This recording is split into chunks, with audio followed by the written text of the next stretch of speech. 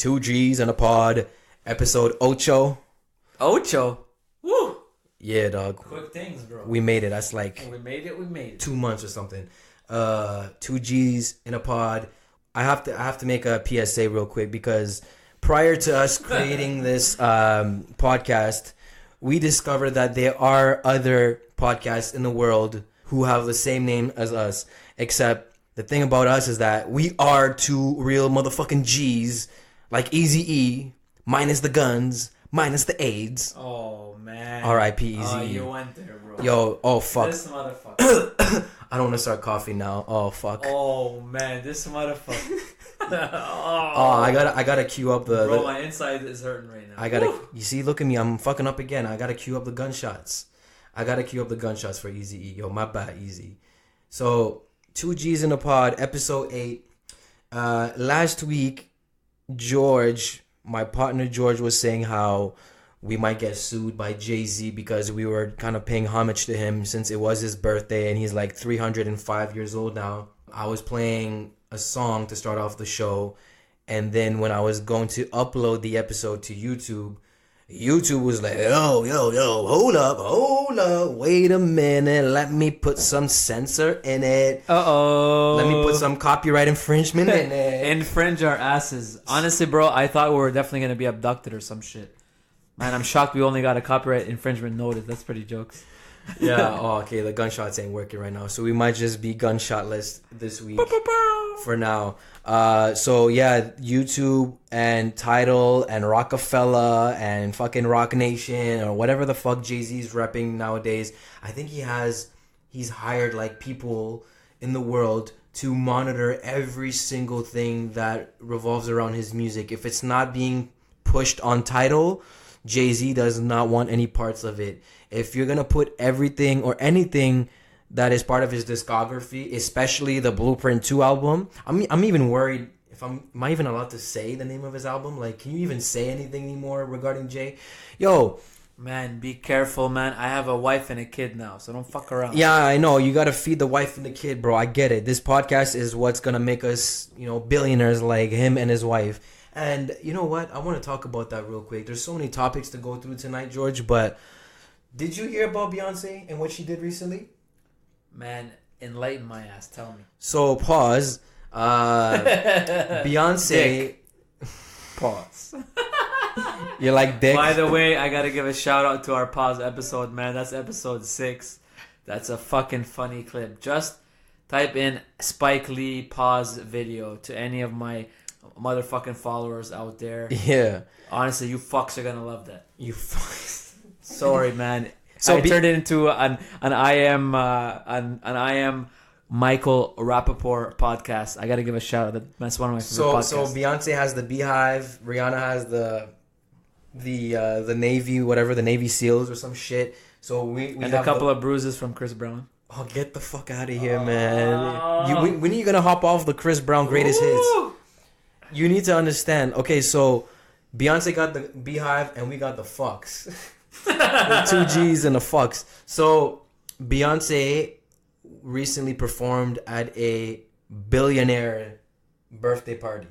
So it was a billionaire who threw a birthday party for his daughter. I think he was like in Saudi Arabia or something. And out of all people, they requested Beyonce, bro. Yeah, it did. The Saudi Arabian king asked to buy her for like $1 billion, an oil sands field, and 10 goats or what? I want this.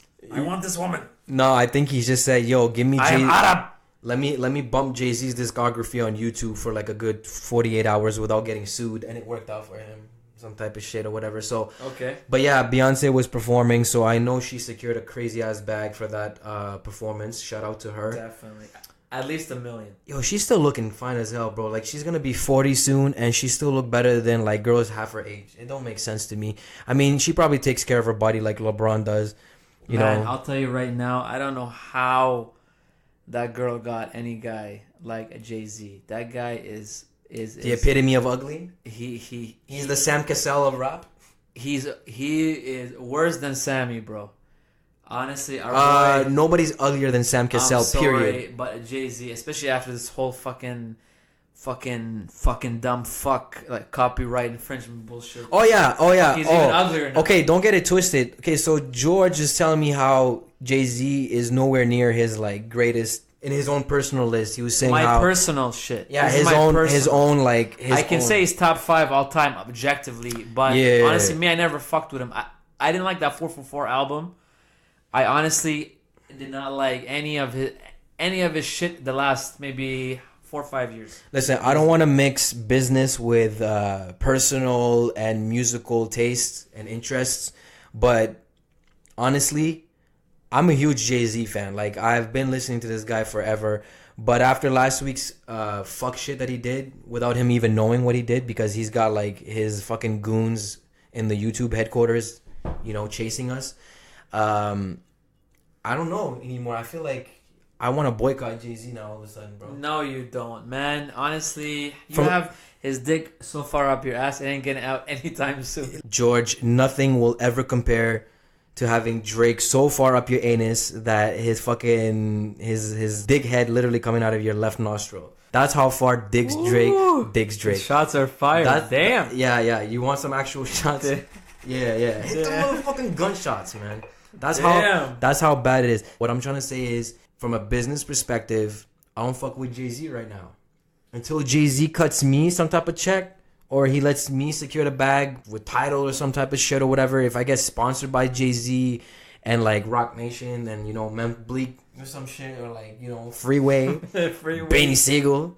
Oh, the old school shit. Yo, don't you miss those days of Rockefeller? Were you a fan of that back then? I know you said you're not a big Jay fan, but like, were you not like bumping like? I was a Rockefeller guy. I was heavy. Or were you a Rockefeller guy? Ooh. Don't even, man. Don't even waste any of all this ammunition on that shit. All this ammo was going towards you, bro. Okay, fuck out of here. Damn right. Well, anyways, let's get that shit out of the way. Jay-Z, stop fucking around, bro. Let us play your shit. It's not like we're actually playing. Jay, I'm sorry. Okay, I'm sorry. We tried to play a ridiculously ill verse. Man, it's free advertising for you. Come on. So much is happening lately in the industry of entertainment. Kevin Hart, we should get that off right now. Let's talk about Kevin Hart. We should get that off our chest right now. Kevin Hart, man. So Kevin Hart is a stand-up comedian, right? And he's been doing this for so long, and it's very disappointing, like what everything has come to now with society and the social justice warriors, and how they're all, you know, he's coming under fire right now. So for anyone who's not aware of what's happening with Kevin Hart, he's stepping down as the host for the 2019 Oscars, and the reason being is because he got caught. Somebody was bored out of their freaking mind, and they were digging up some tweets dating back to like 2009, 2010. Yo, this is damn near like a decade ago. And nobody cared about that shit back then. No one should care about it right now. But of course, these crazy ubyads are too fucking sensitive. And they're out here screenshotting old shit that Kevin Hart posted. And I think he even tried to delete them or whatever. Okay, so for any of y'all out there that didn't actually get a chance to read these tweets, I got a couple of them open right here in front of me. So the first one is dated August 12th, 2009, man. Fucking almost 10 years ago. Right. There is a tweeted pic, and he puts : "This is the gayest shit ever, quote unquote, no homo." All right. Then a couple of weeks later, he posted, or he tagged, I think it was Lil Wayne or what? Who's at Wayne215? Nah, bro. Lil Wayne is Lil Tunechi. Stop playing. Okay. No, I think it's one of his like so I don't security even know guards. what that is. Security guards or something. But anyways, man, this motherfucker Kevin Hart, he goes and he like has to tag his buddy, and then he writes, "LMAO, that's why you sweat for no reason, you fat-faced fag." I couldn't even read that tweet because there were so many incorrect spelling. How do you like man, this motherfucker, man, that honestly, I love Kevin Hart as a comedian, but man, based on this shit, there's a reason he did his fucking film Night School, man. This motherfucker needs some night school, bro. This guy needs some night school motherfucking like spell check ass thing. A third tweet, man. Don't waste no bullets on this. It's unlimited ammo over here. True. His third tweet says, "Why does at Damien DW profile pic look like a gay billboard for AIDS? Boom, I'm on fire tonight." Oh damn, yo. That's fucked up. And like that was January 20th, 2010. And then a year later, this is my favorite. And then a year later, he posts, "Yo, if my son comes home and tries to play with my daughter's dollhouse, I'm gonna break it over his head and say in my voice, 'Stop, that's gay.'" But like in Kevin Hart's voice, that's what makes it funny, because when Kevin Hart talks and he's doing like "Stop, that's gay." Yeah, he goes, "Stop, that's gay." Like in Kevin Hart's voice. I can't imitate his voice. I'm really shitty at imitating. George even was roasting me. He was clowning me. I can't impersonate shit for shit. The worst motherfucker. I can't even impersonate my own ethnicity, yo. Like my ethnicity ends up, it's supposed to be Lebanese. It ends up sounding like Indians or some shit. I don't know. It sounds like Karpal. Your daughter come to my house today and she kicked my dog. He kicked my dog. Okay. So anyways, what's wrong with those tweets? It's all fun and game. He's a comedian, for Christ's sakes. Yo, DL Hughley came out to protect him. He said he had his back, and he said, yo, fuck them if they can't take a joke. That's like the best way to put it. Like, long story short, he said, yo, fuck them if they can't take a joke. That's what's the beauty of being a comedian. You can get away with anything you say because you're out here making jokes. And if you're getting worried now because you're offending people, then that's the whole purpose. That defeats the purpose of being a stand-up comedian, because you get to say whatever you want, especially if it offends certain people. Dave Chappelle came under fire too for making, transsexual jokes. But he don't give a fuck. These guys are making money. You should worry about yourself, and your own money. Like, how come gay people can get away with making gay jokes, but as soon as a straight person makes a joke about it, it's the apocalypse? Tell me. Okay, so now I gotta pose a question to you, George. You don't, like, for real, tell me, like, it's not like a double standard type of thing? It's definitely is, but I gotta pose you a question here, George. So for all of y'all that don't know George, the other George here, because I'm George and he's George, and we're two fucking Georges, okay? 2 G's in a motherfucking pod. There's 2 G's in a motherfucking real pod. Motherfucking G's. Shout out to Eazy-E one more time. Hashtag. Anyway, I'm not even gonna say it. Anyways, AIDS. Anyways. Ask me a question, bro. For all of y'all out there that don't know George, George is a heavy proponent against the N-word. Okay, George does not like at all actually hearing it. He doesn't even like when people are saying it in passing, and I have to fully agree with him. It's wrong. It's a terrible word. So George, I'm gonna pose you a question. How the fuck is it different for you being mad at a person having to drop an N-bomb versus a person like Kevin Hart saying fag this, gay this, fag this, fag this? Man, there's no difference there. But I want to hear you on this. There is a difference, George, because he's a stand-up comedian. That's point blank, period. That's the whole purpose of being a stand-up comedian. You get to say whatever you want, however you want, and you're not supposed to worry about who you're offending. These people paying their good-earned dollar to come see you, make some jokes, say whatever the fuck you want to say, and whether it's political comedy or sketch comedy, whatever type of plot you have, or whatever your theme is for the night, these Netflix specials or these, HBO specials, whatever you want to call it. The whole point is that people are not supposed to be offended by that, because it's a joke. It's a joke. He's not here to offend anyone.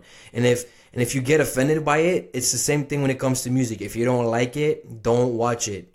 Don't listen to it and don't watch it. Just change the channel, or simply ignore it and move on to the next show. Like, stop playing. There's so many different comedians out there. We had an episode about this a couple of weeks back, talking about our favorite stand-up comedians and our most overrated ones. If you don't like one, there's so many more to go. And it's not the end of the world because you got to watch one for the first time. Okay, sure, you probably had a bad impression on him for the first time. If you watched, let's say, a Kevin Hart special where he's talking about, making gay jokes about his son playing with his daughter's dolls or whatever, and he's like, stop, that's gay. Well, if you don't like it, then at least now you know not to watch his next special. It's simple as that. And this is in the context of doing a special stand-up comedy. We're not talking real life, everyday conversations, because everyday conversations, you don't need to talk about that shit. But he's talking about it on a different platform. And the N-word, well, they can say whatever the hell they want. I can't tell anyone what to say or what to do. All I know is that you won't catch me say it, because that shit is whack, it's trash. Yep. But these stand-up comedians, the black ones, even the white ones like Louis C.K., who's been exposed for saying that himself, and he says it in such a funny manner that he gets away with it somehow, some way. And I'm pretty sure there were black people in the crowd, and he didn't get shot over it. Why should you get shot for saying gay jokes at your own comedy show? Like, it's a whole fucking special, man. Yo, that's all I gotta say about that. I have to say, George, like, I see where you're coming from. I get it. But in this case, if you're talking about a double standard, it is a double standard that a person is exhibiting if they say it's like not okay to say a certain like very insulting term, you know, like the N-word, but it's okay to in fact say fag or gay or homo or this or any of that. Honestly, I think personally, the problem is, and I've talked about this on other pods before, other episodes that we've had, as a society, we're overexposed. We have too much social media, too much access. That shit is toxic at this point to me. Man, just the fact that anyone was able to actually pull these tweets out like that, and that's from 2009 is crazy. Well, I'm telling you right now. But I also got to give flack to the actual comedians here, to the celebrities that get in shit. It's your prerogative to make sure that always have a fucking private account and a public account. Don't be posting this shit on a public account. And if you know you're a widely seen or observed person, if you're a comedian, if you're X, if you're Y, if you're Z, the same thing happened a few months back to James Gunn. I don't know if you know that or no. Okay, so, or if any of you guys out there who don't know who James Gunn is, James Gunn was the director of Guardians of the Galaxy Volumes 1 and 2. Right. And people found tweets from 2008 and 9 where he made very distasteful jokes against females or against people. And unfortunately for Disney, they fired him like based on those tweets, even though all of those tweets, they were done way before he did any of those films, way before he was in talks to do any of those films. And there were petitions, there were people begging, can we get like him back? You know, we're all fans of James Gunn. Even the cast had threatened to quit and get out of their contracts with Disney and Marvel just to get him back. But again, if a person is a director, if they're a comedian, if they're out there, you got to watch what you say. It's not worth it, man.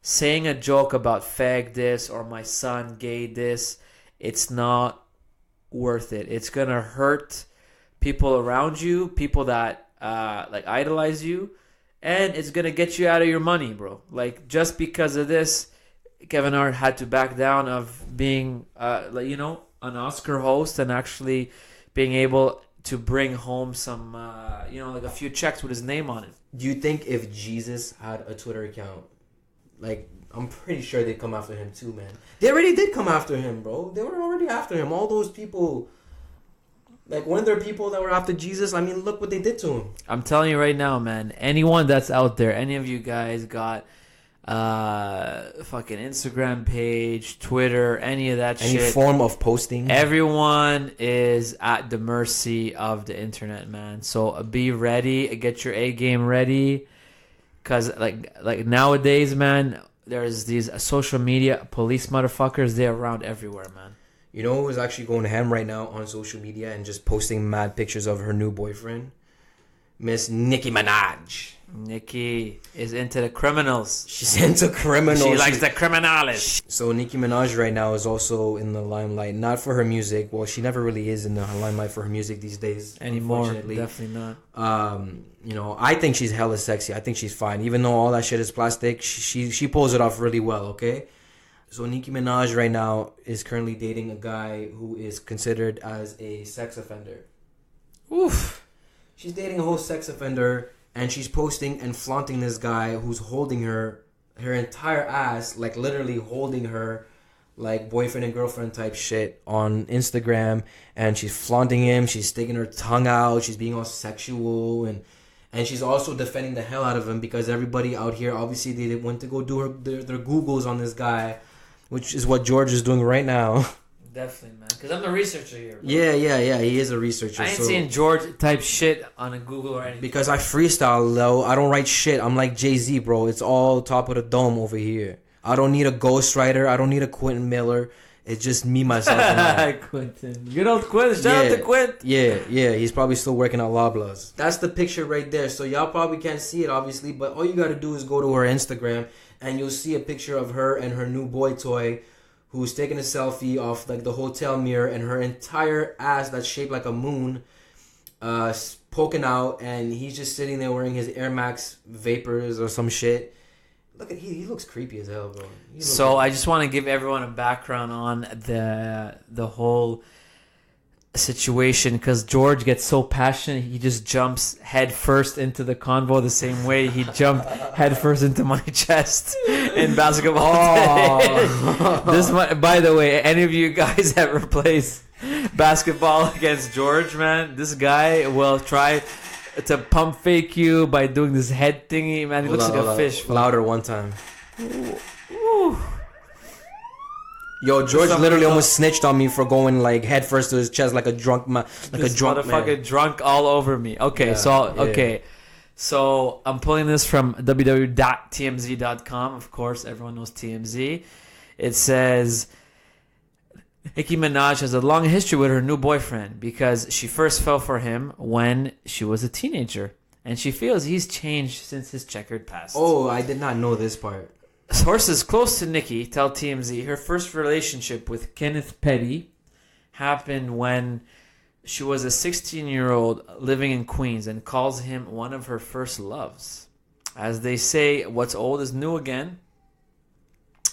And TMZ was also told that Kenneth has a troubled past. He is a registered sex offender convicted of attempted rape, but she's confident he's matured since his time in New York State prison in the late 1990s. Says the girl who has not even matured at her current age, which she's damn near 40 years old herself. As we reported, Petty, and again, I am continuing on here.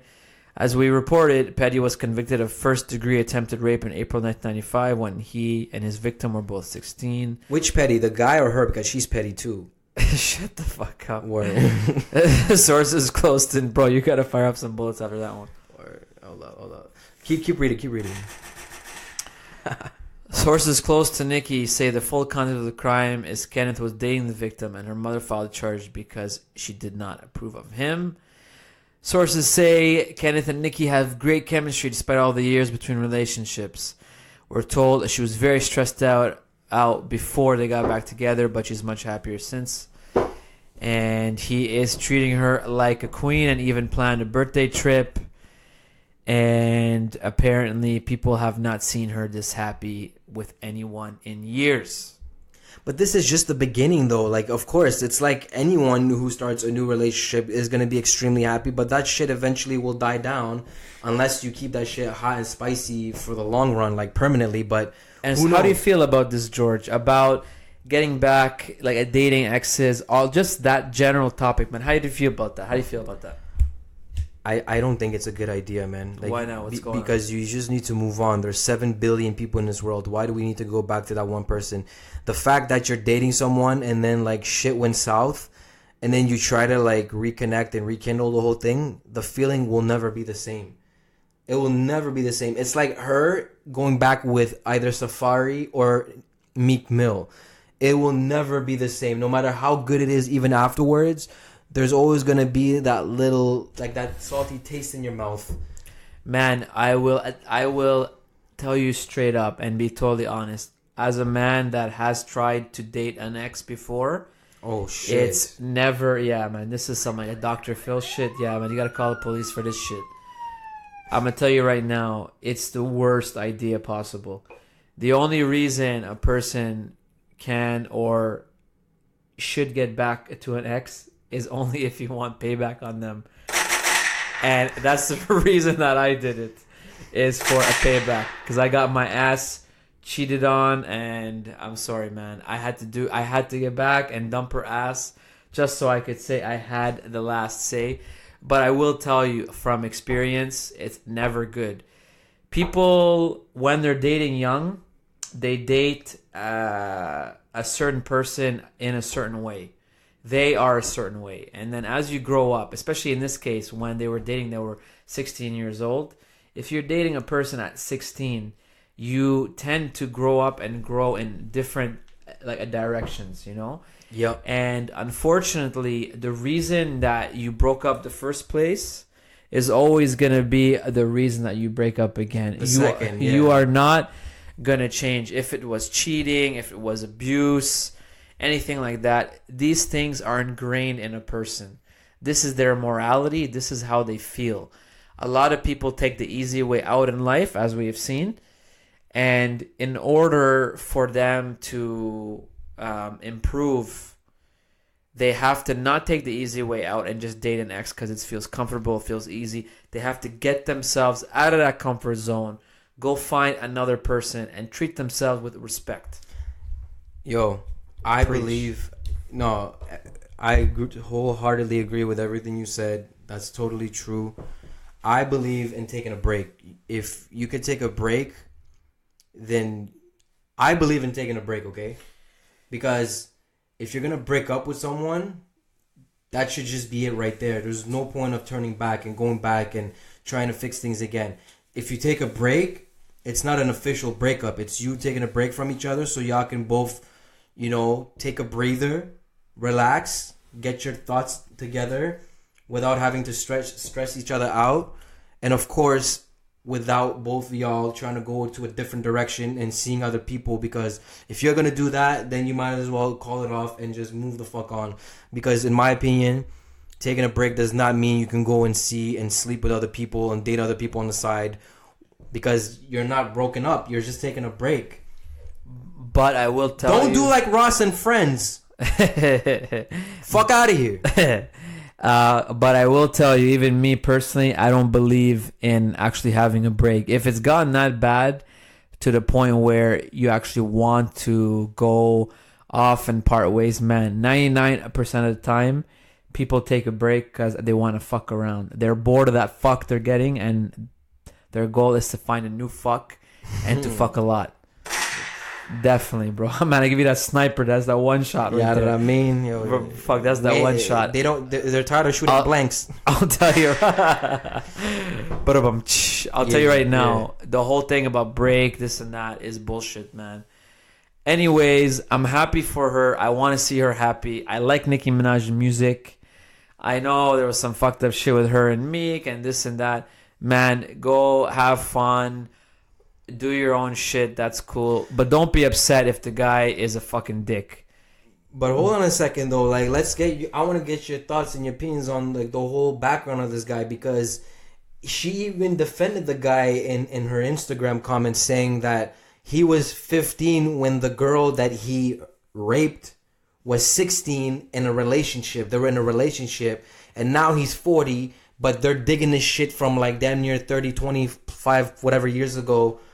And now they're making a big deal about it. So is that even cool? What do you think about all of this? This guy is still considered as a sex offender. She says no, he's not, and blah blah blah. And everyone's clowning her. You got this guy Jesse Palmer out here making fun of her on his TV show, and now she's trying to sue his ass for defamation and yada yada yada.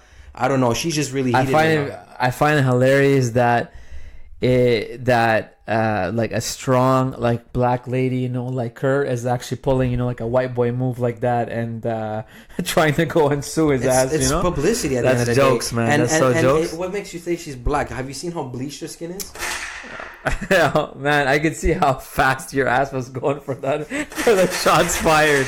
Man, stop taking shots. Wait, Nicki Minaj, before this you... guy's pro Cardi B, motherfucker. Before she calls the cops on my ass. Oh, shit. I'm just playing with you. Yo, come shake that ass over here. Honestly, I'll tell you something. When your man goes back to jail.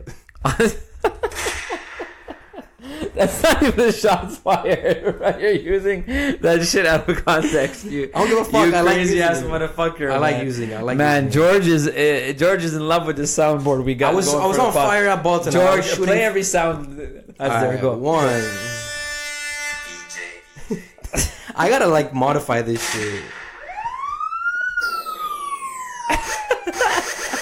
Real shit. I need to find me a new software where I get go to find some better fucking sounds. Yeah, where I can actually like modify it. And on the other side, what's on the other side? Is this some real beat shit? Just to make beats.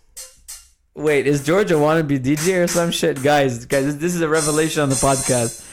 Fucking George has podcast software. This motherfucker thinks he's that a almost fuck. sounded like Angel by Shaggy. You know when he goes.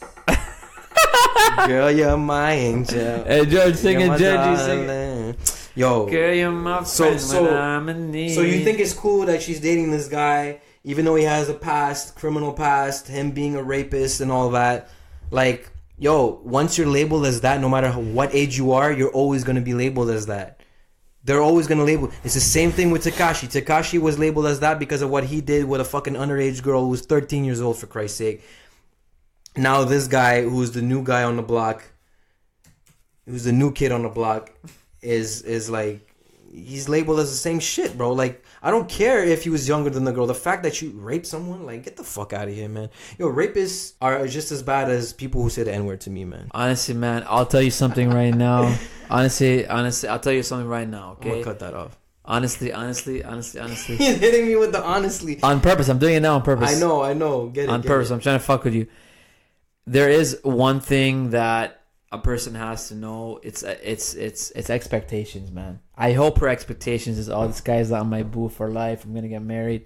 Expectations. She needs to get married at this point in her life. Like, no, I shouldn't be shooting shots because I want to get married too. So any shorty that's listening out there, if you ready, I'm ready. Let's get it. Definitely. Yeah. Go ahead. Don't wink at me. Don't ever wink at me again. Don't ever. Yo, are we gonna call this Pause Part 2? Is this gonna be the name of the episode? Pause Volume 2? No. Listen. Let's just get off this shit because I don't wanna stick to the negative stuff and putting people down under like that. I fuck with Nicki Minaj, especially over the years, because, you know, as a rapper, she was always good to me. There's obviously her time.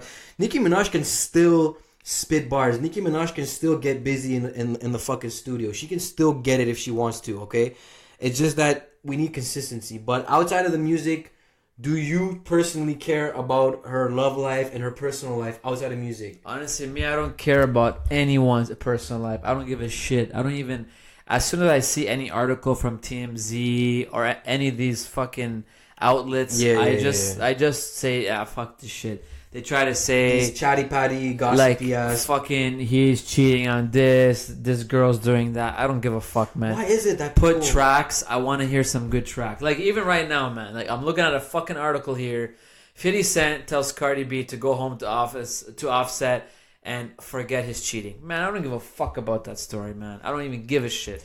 I want good music. Man, Curtis 50 Cent Jackson, make some good music, man. Get in the studio with Dre. Get back to killing it, man, with you and your vitamin ass water. Dre, and Game. That would be super dope. Ooh, speaking of Game, George, you hyped for the Game concert or what, bro? So can you confirm that to me live right here? Where the fuck are we going? Bro, I don't even know. It's like Algonquin or some shit, man. So it really is. So we're really about to spend $60 freaking dollars to go to a half-ass venue. It's bought already, bro. Man, it's already bought, bro. Oh, it's purchased? It's purchased already. Your boy got the shit done? That's it, man. So it's gonna be a dope concert. It's the first concert that I'm going to since I saw Masari and Belly. YMCMB. Oh, okay. When you said that somebody didn't come out that night? Drake. He was flopping. As per usual for like a Drake Ottawa show. Fuck Drake. Fuck Drake. Yo, Drake honestly is like, to me, is one of the most sus guys. Like, this guy, listen, I know we're not trying to be focused on these dudes' personal lives, but that's all they do. You follow them on Instagram, they love to flaunt their personal lives in your faces.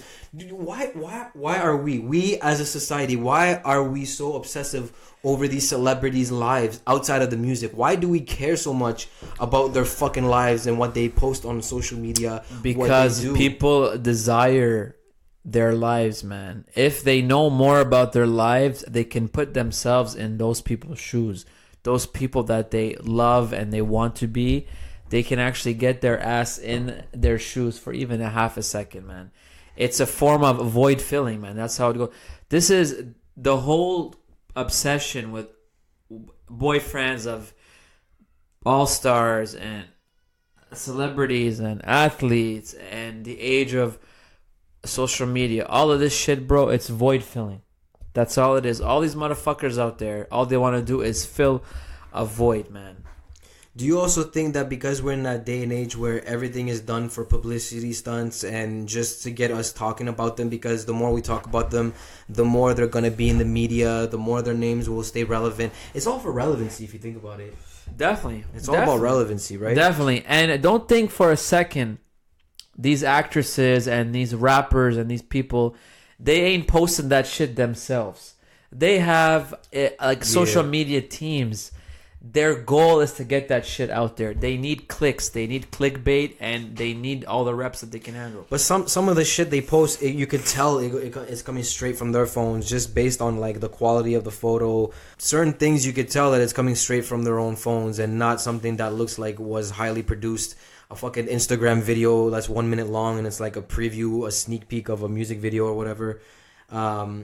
Yeah, but we need to find a way to stop talking about that stuff, or at least to get off that hype train of being so obsessed over celebrities' lives. Like even athletes too. Like we care so much about what athletes do. Oh my god! I mean, don't get me started, bro. A couple of years back, there was the Toronto All-Star Game, and I think I told you the story off air, man. There was a Toronto All-Star Game for the NBA. Yeah, 2016, right? You went there? I went. It was a record minus 45 degrees. Oh, is that cool? It was a record-setting weekend. This is why ain't no Toronto Raptors getting any players except through trades like what happened with Spurs and Kawhi. Because these motherfuckers don't want to pay tax and they don't want to freeze their ass off playing ball for Toronto. But anyways, and I could not believe the hype, man. George, I want to scratch my eyes out right now. Minus 45, and you have these athletes inside of stores like Sport Check, other places, and they're available to sign autograph or take a picture. Or 90% of them, it was just to meet them. There's no picture. You are not allowed to snap any pic of D Wade, DeMarcus Cousins, LeBron James. You don't get shit signed. You can just fucking meet them. You can shake their hand, and the people that I was actually with, like the couple that was actually down there, they were going to every fucking event possible, and honestly, man, I was gonna hide the name, but fuck it, I gotta call him out. It was my brother-in-law Pierre and his wife Rachel. Oh, I know this story. I think this Pierre, man, honestly, Pierre. Man, if you're listening to this, I love you, bro. But fuck, this guy was dragging his poor wife, freezing her ass off. The poor girl was freezing her ass off. This guy was dragging her out to go meet DeMarcus Cousins. Fuck that shit, man. Fuck it. Go to the game. Go to the game, man. You just gotta watch them play. Have fun. That's it. But you realize Pierre don't know shit about sports like that. Like at least from a basketball perspective. That's when you gotta do the shot fire. Yeah, no. I remember Pierre telling me about. Bro, what are you talking about? This guy's the biggest Raptors fan in the world. Yeah, I know. Just because he's got a Vince Carter jersey, like he probably still thinks Carter still plays with him, even though he's still in the league. But yeah, but you know what? Most of the stuff that we're hearing about ball right now, it usually relates to like potential trade rumors. And the last thing that I saw actually that caused a little bit of a stir was the comments made by Steph Curry. Curry was talking about like the whole moon, like did the astronauts really land on the moon and shit like that? Like this shit was driving me nuts too, man. And then like Kyrie Irving making that controversial statement about the world is flat, the Earth is flat. He obviously was talking out of his ass. He admitted later on that he was just saying that to get y'all talking. So at the end of the day, why the fuck do we really care because of what a player is saying or a celebrity is saying? It's all just a hot take. It's just for you to get to talking. That's all. We want that hot shit. They want clicks, bro. That's it. Yeah. So that's all they want, man. Okay, so I got a topic for us right now, bro. George, It's the 5th anniversary of Scarface. Can you believe it? That movie 83, is 35. 83, yeah, man. 35 years old. George, man, have you seen Scarface? Bro, I own a DVD. What do you mean? And I'm talking How do you think of the movie, bro? What do you think of that movie? Top 3 all time for me. Top 3 all time? How come? Tell me why. Because say hello to my little friend. In fact, I have every right to go. That's it, bro. Is there like a cocaine sound effect out here? So yeah, it's this one. That's what it that is. Just I got the sniffles myself bro, too. That just sounds like Pierre. Oh, poor guy. Yo, Pierre, recover, get well ASAP. I hope you knows this. Yeah, we fucks with you, you know. We fucking with you because it's all love, you know. We all do this for the love. But anyways, Scarface, the whole the concept of the movie, the execution, his no fucks given attitude, him saying you get what you want, the world is yours. He wanted Michelle Pfeiffer and he went and he fucking got her. He killed Frank. He fucking killed his own man. Manny, hey Manny, come give me a kush. but I gotta say, Manny didn't want to give him a kush, so what did he do? He fucking killed him. the best was Like the this. death of Omar, bro. Oh, hanging from the helicopter. Omar. Oh my god. Yo. Somebody call Omar, rest in peace, bro. Oh my god. They got you so hard, man. Yo, Omar was on Breaking Bad. You know that? Yes, I do know that. Yeah, but I he never do know. spoke a lick of any language. Actually, no, he was only speaking Spanish. I've never heard Omar speak any other language other than Spanish in all of the appearances I've seen him in movies or TV shows. Does he even speak English? Oh man, I'm sure he does. But for real though, I felt bad. I actually fuck with that character. Omar was dope to me. Wait, Omar was the dude with the big nose, wasn't it? Yeah. No, he did speak English. Yo, my bad. I think we're talking about Omar is the dude that hung from the helicopter, bro. Yeah, that's who I'm thinking. The one who got hung from the helicopter, and he was the one who basically found Tony at that Tony and Manny at that little burger shack, right? Yep. In Miami. Yep. But then I think it was what was Tony's arch nemesis later on that movie? The guy who basically hung his boy Omar. What was the guy's name? Alex. I forget, man. I don't know. The other Latino who had that big ass mansion or whatever. I think he was like the guy that was trying to do business with Tony. He said, "Don't fuck with me, Tony." And then he sent all his goons after him at the end. Yeah, you motherfucker. Yeah, the dude, Fly, Pelican Fly. the dude who looked like Johnny Cage, who ended up shooting him with that Johnny big ass Cage. fucking shotty. But anyways, that is the guy who I said was in Breaking Bad, and he only spoke French. He only spoke Spanish. That was Sosa, bro. Sosa. That's the dude's name. The guy named Sosa. That's the guy that had beef with Scarface later on because Scarface did something against the dude's command or whatever. Remember when they went to go drive, they were supposed to pull up on that family with the white woman and the 2 kids? Yeah. And then the dude said, "Yo, shoot him. And then Tony's like, No. The rule was we don't shoot no wives, no kids, none of that." So what did he do? He blasted the dude's brains in the fucking car. You don't remember that scene? Of course, man. Man, honestly, That's the guy I'm talking about who only speaks I Spanish. can definitely say I don't know of any other film in the history of films that performed so terribly back when it first came out. I've been here at the last 5 minutes. I have been trying to find the original like critic reviews on this From the 80s? because this movie got hammered, bro. When it And came out, there's no way. They didn't even have internet back then. and it's so campy, okay? The accents are so bad. Well, There's all of these bad things in a soup, but it's just like when you add a bunch of bad ingredients in your soup and the soup ends up tasting fucking good. Yeah. That's how I can describe a Scarface. I'm telling you, after I finished that last scene, man, when Tony is dead and the cops are busting in, Yeah. I just felt like I had seen like a series of terrible films that collectively it was actually dope.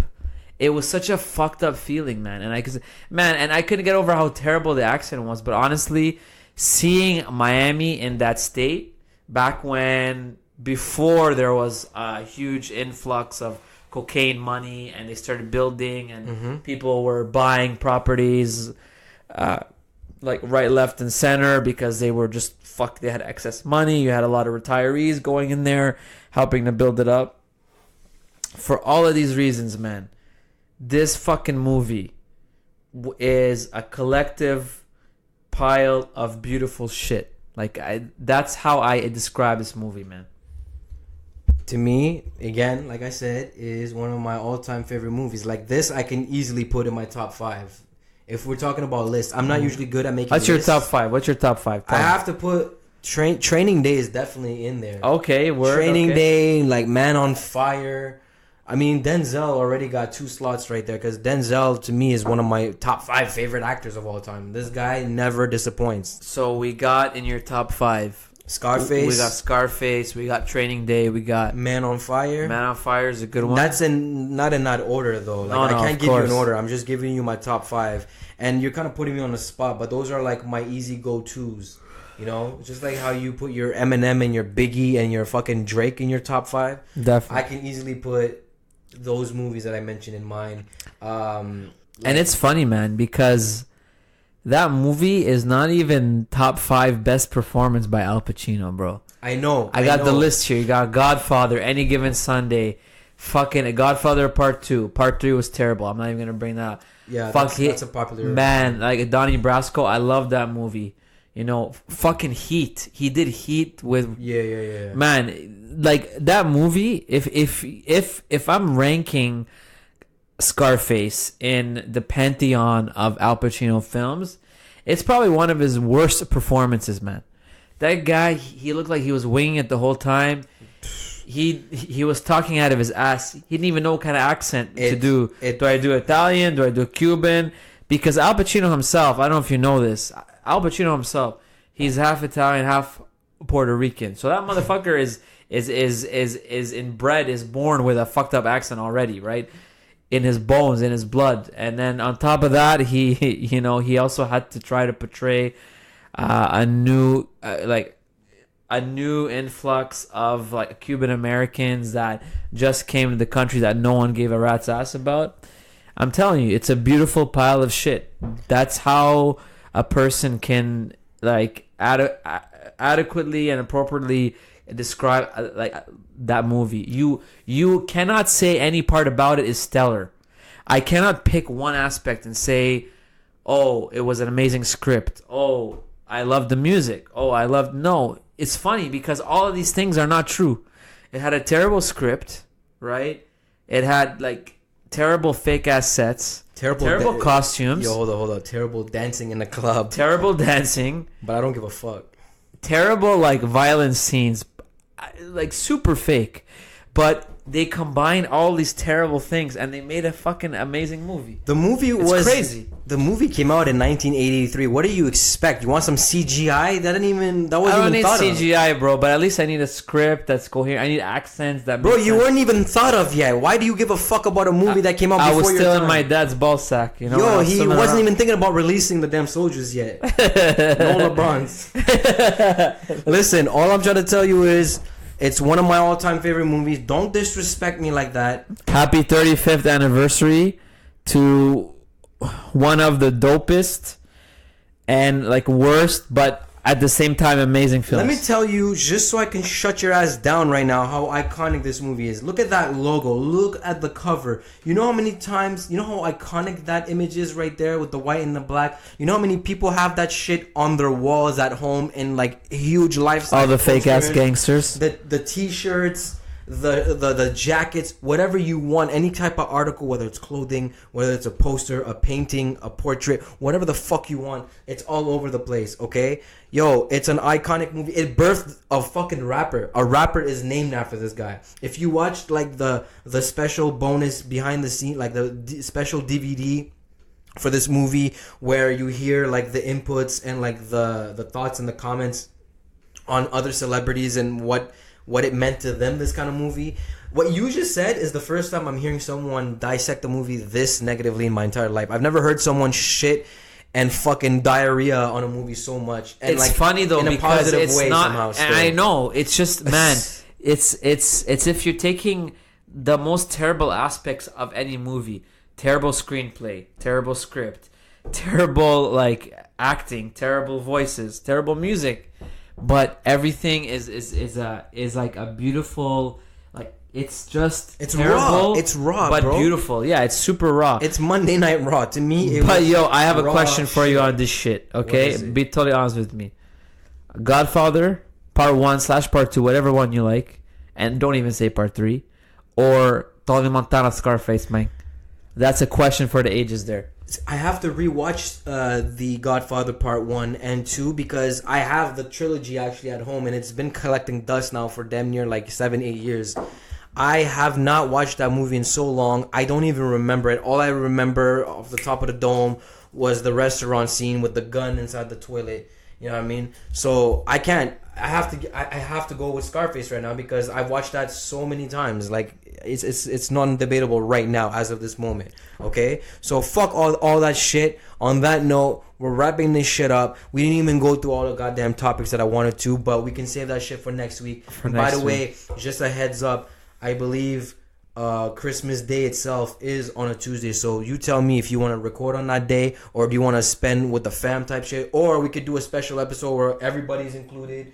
We got the wife, the kids, the neighbors, the doctors, the thugs, the gangsters. I say the week before we tape an extra episode and we post it for all these motherfuckers to enjoy, because they know that they having a boring ass Christmas. Unless you got kids out there, unless the person who is fucking listening to this episode, if you don't have a kid, don't tell me any of y'all having fun on Christmas. Ain't nobody want to have fun beside me and fucking Uncle Frank with his fat belly popping out of his shirt and beer and all this shit. Ain't nobody having fun with that. Yo, look at this negative Nancy ass motherfucker out here. Man, wow. I gotta tell you, I love the holidays, but the actual day itself, if you don't have kids or if you're not trying to make kids happy, man, in terms of, you know, like a fun angle, it's not really that fun. Well, that's why you do it on the 24th, because the 24th is legitimately the day we celebrate that in my tradition. Definitely. On my side. 24, 25 is more the laid back. Then the 26th, chill, you gotta sleep, you gotta catch up on your sleep day. Yeah, and then the 26th we pretend we go Boxing Day shopping and all that, but we end up doing online shopping. So all of this to say, the reason for the holiday is Jesus, our big man upstairs. And George, I gotta vent. Man, we already have our next topic. I gotta vent about all this commercial ass holiday shit, holiday music, gift buying. Get the gun ready because I'm firing bullets at that next episode. I'm gonna put that shit at the highest volume possible. We might actually blast that commercial. Bleed the earlobes. Put the commercial shit, the fake Santa, the gift bullshit, the hiked up prices. Put all that shit in the sky and I'm gonna fucking mold them down one by one, man.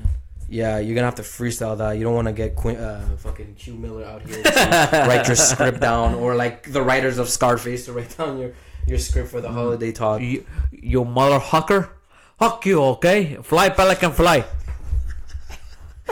That's a dope way to end it, yo. We're gonna have to NBA on NBC our way out of here. Episode 8 is a wrap. We are about to clock in on 1 full hour. Jorgito to my right needs to go to sleepito. Woo! You know what I'm saying? Ric Flair. Woo! Woo! Okay, yalla, George. Yalla, man, you gotta hit that. Da, da, da, da, da, da. I will, man. I will. Great hit episode. That shit. We'll be back next week for sure, because I mean it's still before Christmas, right? And yo, one last thing. Actually, I have to say this one last thing. I almost fucking won the lottery, man. I almost. Don't worry about this shit. That's a tease. You gotta tune in to the next episode.